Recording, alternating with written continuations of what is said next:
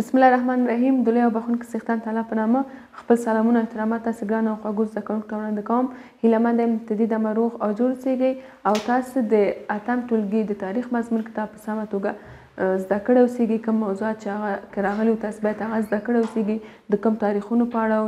چې موږ هغه په سمه توګه سرته ورسوو او کتاب مو خلاص کړ چې تاسو باید د ډېرو تاریخونو په اړه پوه شوئ کوم موضوعات چې پکې راغلي دي. نو راځئ چې نن ګرانو زده کوونکو موږ خپل د نهم ټولګي د تاریخ کتاب پیل کوو. وګورو چې په نهم ټولګي کې کوم موضوعات راغلي، د کوم ځایونو د تاریخونو په اړه موږ وایو او د دې ترڅنګ لکه څرنګه چې تاسې د اتم ټولګي د تاریخ مضمون کتاب په سمه توګه ولوسته، کورنۍ دنده مرتتل په سمه توګه سرته رسولې، درسو ته مو پاملرنه درلودله، نو همداسې تاسو د نهم ټولګي د تاریخ په مضمون کې هم اوس چې موږ یې نوی پیل کوو همداسې پاملرنه هم هر درس ته ولرئ تر څو تاسو د مختلفو تاریخونو او د مختلفو پیښو څخه یعنې خبر شئ او د هغه په اړه په بشپړ ډول معلومات ترلاسه کړئ او د دې ترڅنګ خپله کورنۍ دنده هم په منظمه شکل سرته ورسوئ. نو راځئ چې نن موږ خپل لومړنی درس چې زموږ د ننني درس چې د نهم ټولګي لومړنی درس ده یو بل سره یې پیل کوو. د دې درس عنوان ده د احمدشاه بابا تر واکمن کېدو وړاندې د افغانستان اقتصادي، ټولنیزه او سیاسي اوضاع. یعنې ګرانو زده کوونکو تاسو خو شاید احمدشاه بابا سره اشنایي ولرئ، د احمدشاه بابا نوم مو اورېدلی اوسیږي او د دې ترڅنګ یو څه معلومات هم باید تاسې ولرئ. نو نن موږ د دې په اړه وایو چې مخکې له دې نه چې احمدشاه بابا خپل امپراتوري خپل حکومت افغانستان کې رامنځته کړي، نو د دې نه مخکې د افغانستان ټولنیزه یعنې ټولنه یې څرنګه وه، سیاسي اوضاع یې څرنګه وه، د دې ترڅنګ اقتصاد له پلوه افغانستان څرنګه حالت درلوده چې موږ به دا ټول په ننني درس کې لولو. تاسو پاملرنه غواړم تر څو تاسو د دې په اړه پوه شئ چې مخکې له دې نه چې احمدشاه بابا نو افغانستان څرنګه اوضاع درلودله. نو ګرانو زده کوونکو اول د ټولو نه د مخې تاسو باید ټول پوهیږئ چې په 16مه پېړۍ کې په 14مه زېږدیزه پېړۍ کې په 16مه کې ګرانو زده کوونکو په 14مه زېږدیزه پېړۍ کې زموږ خاوره د ناوړو سیاسي پیښو څه شوه قرباني شوه. یعنې افغانستان په 14مه زېږدیزه پېړۍ کې د څو طرفو نه د څو خواو نه پر افغانستان حملې وشوې او افغانستان چې سو د موږ هېواد چې افغانستان دا ټوټه سو او د ناوړه سیاسي پیښو چې سو قرباني سو. یعنې هر څوک راغل او خپل حکومت یې څه کړ رامنځته کړ. نو د دې سره بیا ګرانو زده کوونکو د سلطان حسین بایقرا له مړینې نه وروسته همدا څوک چې د افغانستان مخالفینو غوښتل چې افغانستان سیمه ونیسي دې ته لاره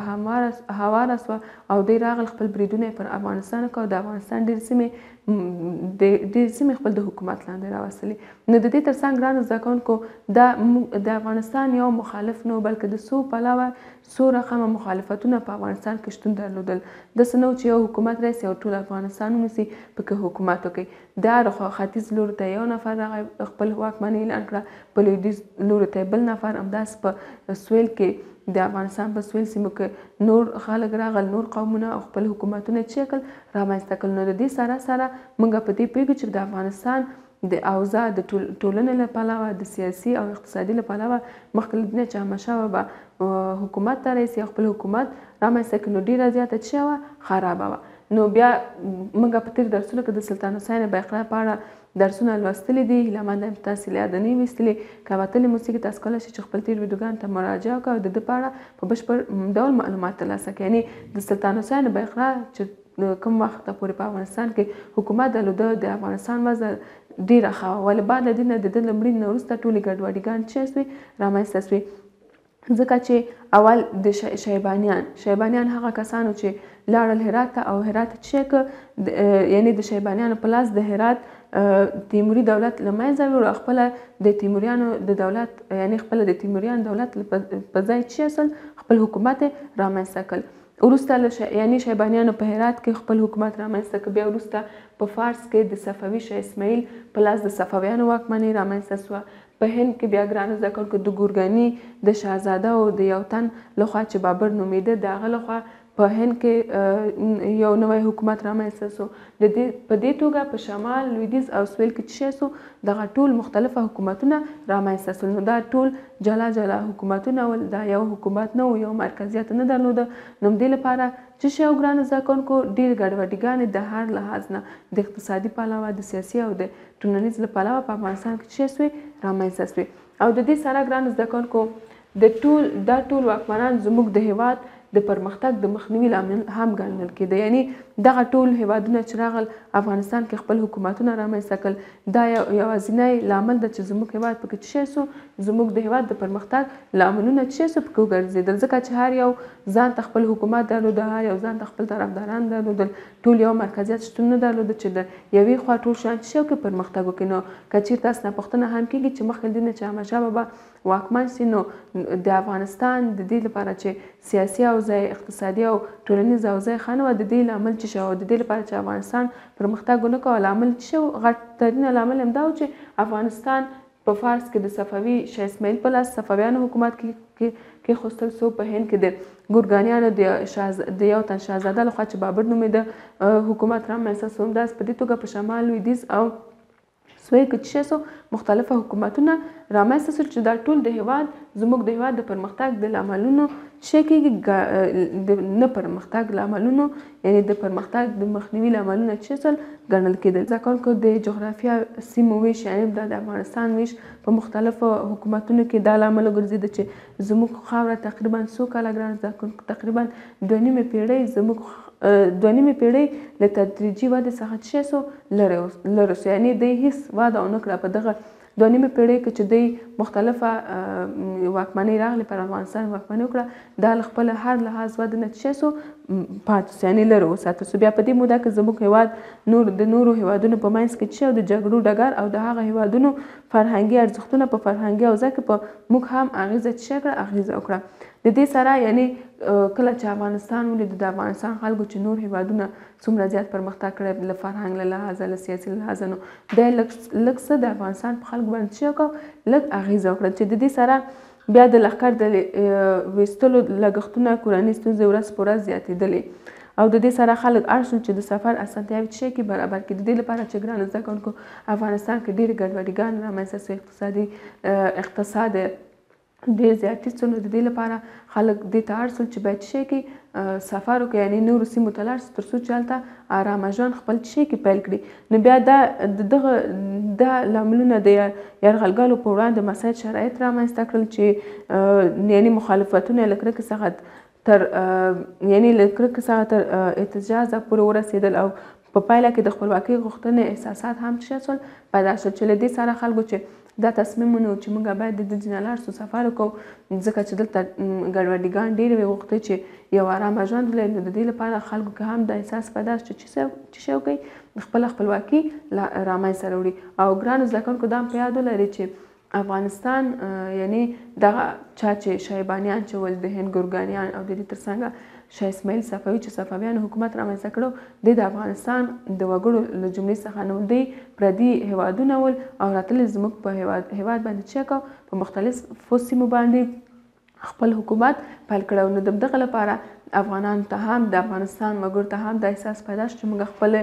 خپلواکۍ باید څه شی کړو، لاسته راوړو. دغه سره بیا دوی څه شی وکړل، د خلکو پاڅونونه، د لومړي ځل لپاره خلکو پاڅونونه پیل شول، د خلکو قیام، پاڅونونه، جګړې پیل شوې د دغه حکومتونو په وړاندې، چې د خلکو پاڅونونه د لومړي ځل لپاره په کوم هیوادونو کې، په هرات، کندهار، اندخوی او بلوچستان کې څه شول پیل شول. دا د خلکو پاڅونونه په دې ولایتونو کې د دغه حکومتونو پر مقابل راجګ شول او لاس یې یو کړ، او د دې په مقابل کې جګ شول تر څو چې دوی ته ماته ورکړي او جګړې رامنځته شوې. بیا د ده سره په ختیځو ولایتونو کې هم څه شی سوې، د خپلواکۍ غوښتنې غورځنګونه پیل شول، چې د دغه غورځنګو له جملې څخه اوس څو غورځنګونه دي چې دا اوس به موږ د دې په اړه لولو او وایو به چې دا کوم غورځنګونه او کوم پاڅونونه او چې د دغه غورځنګونو له امله څه شی سول، همدغه حکومتونه ټول له منځه لاړل، چې اوس موږ وایو چې دا کوم غورځنګونه دي. زده کوونکو موږ وویلې چې د ختیځ ولایتونو د خپلواکۍ د غوښتنې غورځنګونه څه شی سول پیل سول، یعنې په ختیځ سیمو کې هم دا غورځنګونه پیل سول. د دې سره چې کوم پاڅونونه چې موږ مخکې ویلې چې په هرات، کندهار، اندخوی او بلوچستان کې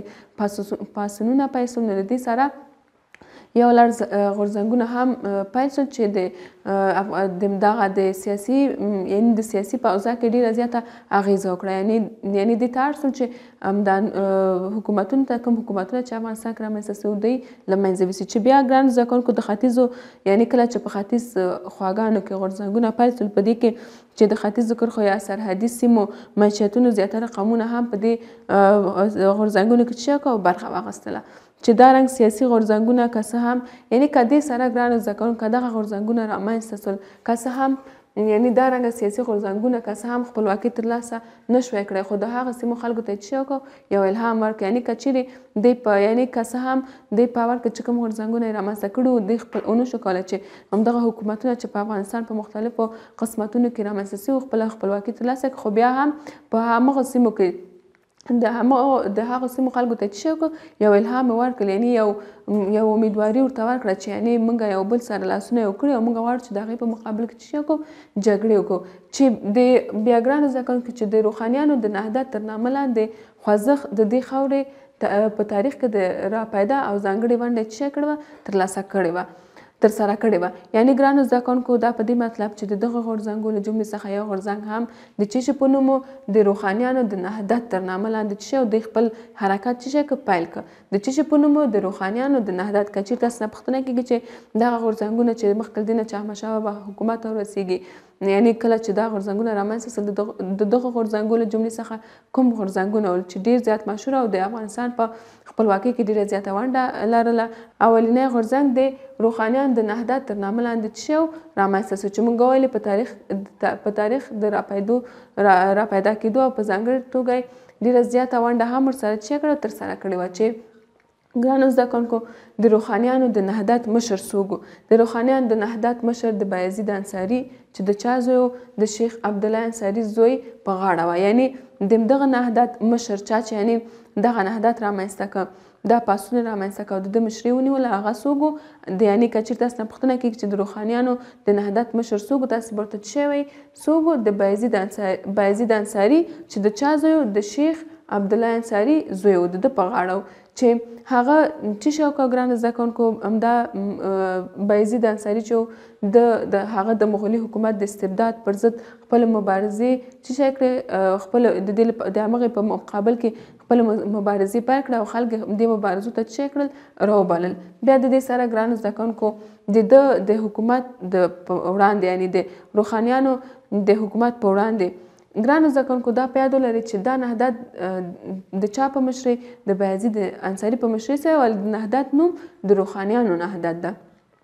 چې بیا ګرانو زده کوونکو یو تن د هغه نهضت د مخالفینو نه چې اخوند درویزه و چې د پیر روښان یعنې د همدغه د بایزید انصاري یا د روښانیانو د نهضت په مقابل کې پر ضد شکل تبلیغونه په لاره واچول او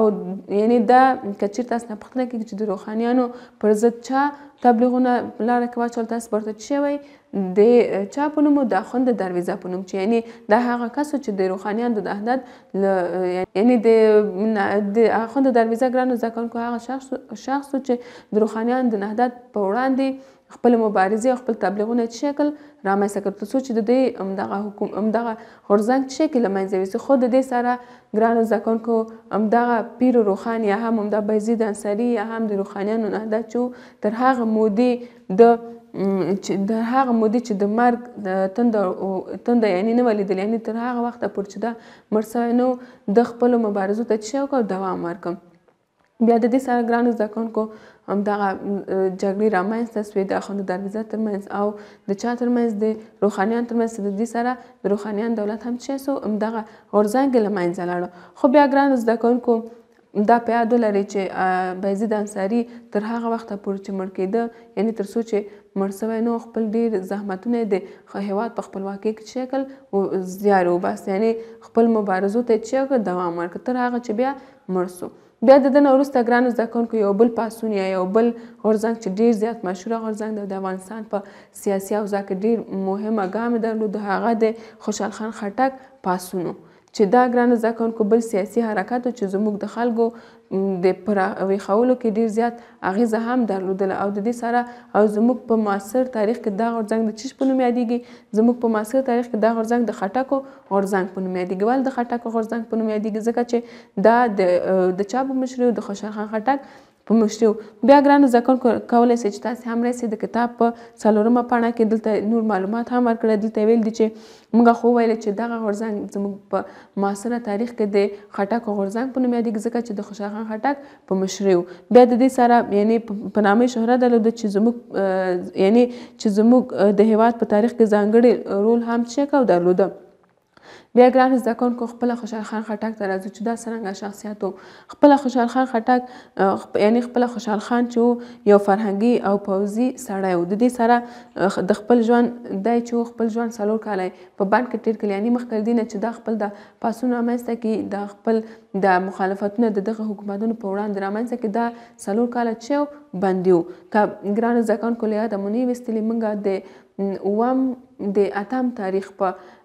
د 9 تاریخ وبخښئ ګرانو زده کوونکو د 9 تاریخ په یو درس کې موږ وویلې چې کله چې بابریان افغانستان ته راغل نو د بابریانو له لاسه چې اورنګزیب د بابریانو د حکومت اخرنی چې شو ګرانو زده کوونکو اخرنی واکمن د هغه له لاسه خوشحال خان خټک چې شی سو بندي سو 100 کاله په بند کې 4 کاله تقریبا په بند کې چې بیا همدا وخت چې شی کېږي دا ازاده کېږي چې هیله لرم تاسې له یاده نه وتلي که له یاده مو وتلي کولی شئ چې خپل تېر ویډیوګانو ته مراجعه کوئ د هغه ویډیوګانو په لیدلو تاسې خپل معلومات ترلاسه کړئ او د دې سره ګرانو زده کوونکو موږ ویلې چې خپل ژوند 4 کاله په بند کې تېر کړل وروسته بیا له هغه د خلاصېدو نه وروسته بیا د خپل د قوم مشري چې شی کړ لاسونو یعنې دا چې په همغه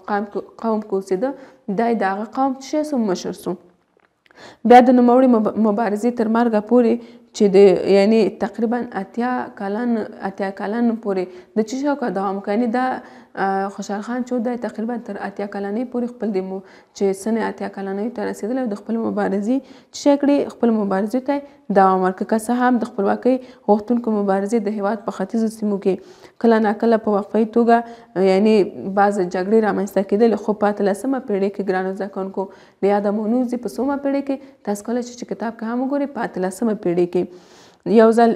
ځل بیا میرویس خان د یرغلو له منځه وړلو په موخه چک او پاڅون وکړ چې زموږ د هېواد په تاریخ کې د کندهار پاڅون په نوم یادېږي ګرانو زده کوونکو تاسې باید له یاده نه وتلی موږ د کندهار د پاڅون په اړه په بشپړ ډول معلومات د 9 ټولګي د تاریخ په مضمون کې وویلې چې دا هغه پاڅون ګرانو زده کوونکو چې میرویس خان نیکه په 18مه پیړۍ کې خپل خلک راغونډ کړل او کندهار کې چې کوم حکومتونه ول هغه شکل ټول له منځه ویول د دې سره میرویس خان په 1909 کال کې زیږدیز کال کې د ګرګین د ظلمونو او د صفویانو د حاکمیت په وړاندې د کندهار ښار د خلکو پاڅون وڅار او د دې پاڅون په پایله کې د هوتکیانو خپلواک دولت جوړ کړ چې د همدې دولت وکړی چې د احمدشاه بابا سیاسي اقتدار هم هوار کړي یعنی ګرانو زده کوونکو یو د دې درس کې موږ ډېر موضوعات وویل موږ ویلې تاسو باید ټول زده کوونکو په دې پوه شئ چې په 14مه زیږدیزه پیړۍ کې زموږ هېواد د ناوړو سیاسي پیښو قرباني شو یعنې په هرات کې شیبانیان راغل په هند کې ګورګانیانو یو تن چې بابر نومېده خپل حکومت رامنځته کړ په فارس کې صفویان نوم دې سره بیا ګډوډیګانې هم رامنځته سوې بیا په دې سره په خلاص ډول درته وایم چې پاڅونونه غورځنګونه رامنځته شول چې دغه چې په کندهار هرات بلوچستان اندخوی کې بعض پاڅونونه رامنځته سول او د دې سره غورځنګونه رامنځته سول چې غورځنګ موږ ویلې د پیر روښان یا بایزید انصاري په مشر و چې د روښانیانو نهضت ورته ویل کېده دا رامنځته سو وروسته بیا د خوشحال خان خټک و چې ده هم په سیاسي یو بل سیاسي غورځنګ چې زموږ د هېواد د خلکو په ویښولو کې ډېر زیاته اغېزه وکړه او د دې سره بیا د ټولو نه مهمه د میرویس خان نیکه پاڅون په کندهار کې چې دی ګرګین چې د هغه وخت د ظالمانو جملې څخه پر کندهار حکومت کو هغه ته ماته ورکړه او په 1909 کال کې د ګرګین د ظلمونو او صفویانو حاکمیت په وړاندې چې سو کندهار خلک د راجګ سول او دا حکومت چې له منځه وړ چې دغه هم د احمدشاه بابا دلیل ده چې دی چې سو رامنځته سو یعنې د هوتکیانو خپلواک دولت جوړ کړ چې د همدې دولت وکړی شو چې احمدشاه بابا ته هم لار چې رامنځته کړي تر څو چې احمدشاه بابا خپل حکومت ته ورسېږي نو ګرانو زده کوونکو دا د نن ورځ درس چې باید تاسو په سمه توګه زده کړی اوسېږي دا هغه موضوعاتو چې مخکې له دې نه احمدشاه بابا خپل حکومت ته ورسېږي ګرانو زده کوونکو لار باسو د کورنۍ دندې په لور. تاسو کورنۍ دنده د تاسو پوښتنې دي تاسو کولی شئ چې دې پوښتنې ته په ډېره اسانۍ سره جواب ورکړئ، ځکه چې تاسو اوس د دې په اړه چې احمدشاه بابا څرنګه مخکې له دې نه چې احمدشاه بابا حکومت ته ورسېږي د افغانستان سیاسي، ټولنیز او اقتصادي اوضاع څرنګه وه، تاسو د دې په اړه په بشپړ ډول معلومات ترلاسه کړه او زده هم که تاسو کولی شئ چې دې پوښتنې ته په ډېره اسانۍ سره جواب ورکړئ او بېرته یې ماته په کومنټ کې راولېږئ. او د دې ترڅنګ خپل نوی درس ته چې زموږ د نوي درس عنوان د احمدشاه بابا د واکمن کېدو پر مهال د هېواد ټولنیز وضعیت، موږ په اوس درس کې د اقتصادي او سیاسي وضعیت په اړه، یعنې د سیاسي وضعیت په خلاص ډول د سیاسي وضعیت په اړه مو ولوسته. اوس به په نوي درس کې به موږ ګرانو زده کوونکو د افغانستان د ټولنې په اړه به لولو. مخکې له دې نه چې احمدشاه بابا حکومت ته ورسېږي د افغانستان ټولنه څرنګه وه، چې مخکې له دې نه چې تاسو د تاریخ نوی درس وړاندې کړم، تاسو د تاریخ متن نوی درس د مخ نه تر اخره دفعه ولولئ، تر څو چې زه تاسو ته تشریح درکوم تاسو په سمه توګه مفهوم مطلب واخلئ. او د دې ترڅنګ که غواړئ زموږ له نورو ویډیوګانو څخه ګټه واخلئ، زموږ ویډیوګانې لایک او چینل مو سبسکرایب کړئ. تر بیا چې زه تاسو سره ځم او د تاریخ نوی درس تاسو ګرانو او خوږو زده کوونکو ته وړاندې کوم، تاسو پورې الله پاک سپارم. الله په امان مو.